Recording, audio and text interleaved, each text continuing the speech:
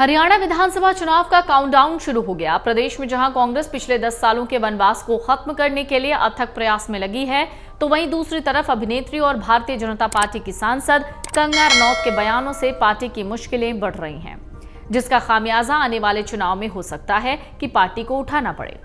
आलम यह है कि रनौत के बयानों से उनका ही दल नाराज है। बीजेपी के राष्ट्रीय प्रवक्ता जयवीर शेरगिल ने आरोप लगाए हैं कि कंगना के बयान से प्रधानमंत्री नरेंद्र मोदी के अच्छे कामों पर बुरा असर पड़ रहा है।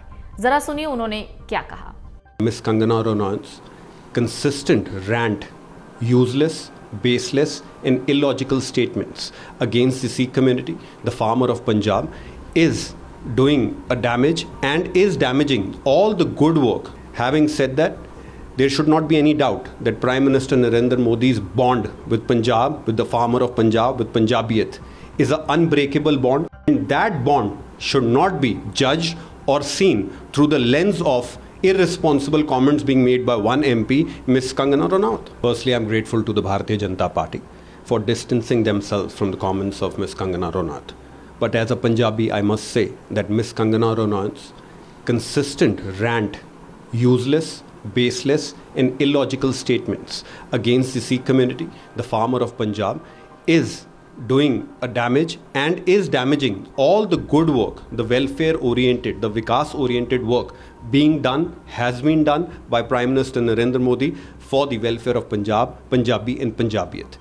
Having said that, there should not be any doubt that Prime Minister Narendra Modi's bond with Punjab, with the farmer of Punjab, with Punjabiyat, is an unbreakable bond, unshakable bond, and that bond should not be judged or seen through the lens of irresponsible comments being made by one MP, Ms. Kangana Ranaut.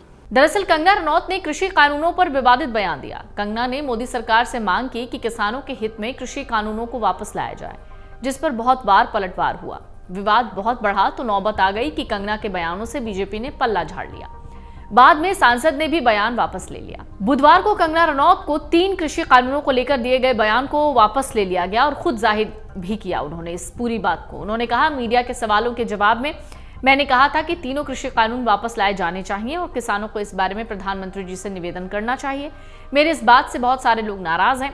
जब ये कानून लाया गया तो हम में से बहुत लोगों ने इनका समर्थन किया, लेकिन बड़ी ही संवेदनशीलता और सहानुभूति से प्रधानमंत्री ने इन कानूनों को वापस ले लिया और हम सब कार्यकर्ताओं का ये कर्तव्य बनता है कि हम उनके शब्दों की गरिमा रखें।